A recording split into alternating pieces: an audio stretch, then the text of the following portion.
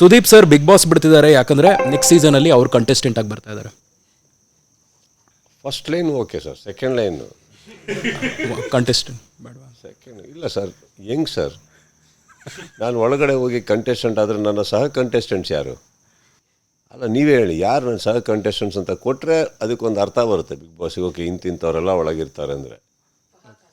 ಫಹದ್ fossil, ಆಮೇಲೆ ಶಿವಣ್ಣ. ಹಾಂ, ಇವಾಗ ಶಿವಣ್ಣ ಇದ್ದರೆ ನಾವೇ ಗೆಲ್ಲಿಸ್ತೀವಿ.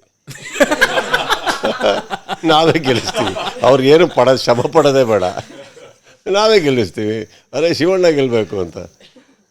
ನಮ್ಮ ಧ್ರುವ ಸರ್ಜಾ ಅವರು, ನಾವು ಅವ್ರಿಗೆ ಕರೆದು ಹೇಳ್ತೀವಿ, ನೋಡು ನಾನು ಗೆಲ್ಲಬೇಕು, ಸುಮ್ಮನೆ ಸೆಡಿಬಾರ್ದು, ಮರ್ಯಾದೆ ಹೋಗುತ್ತಿಲ್ಲ ಅಂದರೆ ಅಂದ್ಬಿಟ್ಟು ಆಯಿತು, ನೋ ಪ್ರಾಬ್ಲಮ್ ಅಂತ ಬರ್ತಾರೆ. ಈಸಿ ಆಗ್ತದೆ ಹೇಳಿ.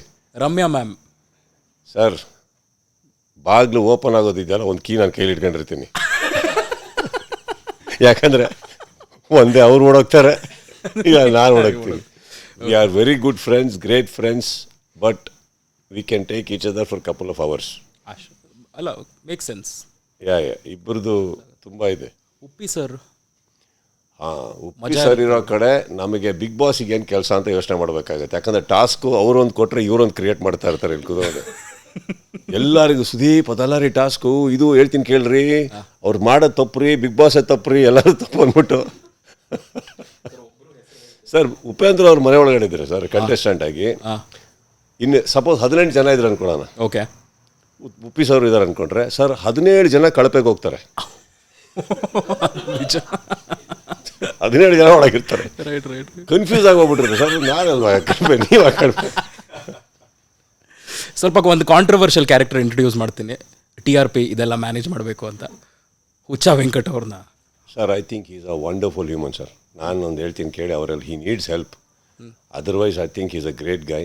ಅವರಿಗೆ there has been a certain issues with his thinking and other things, but other than that, I think he just needs help.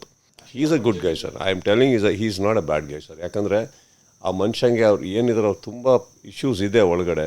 I think ಬಹುಶಃ his surroundings has made him like that. Otherwise, I don't see him as a bad person or anything, sir. He's a good person, sir.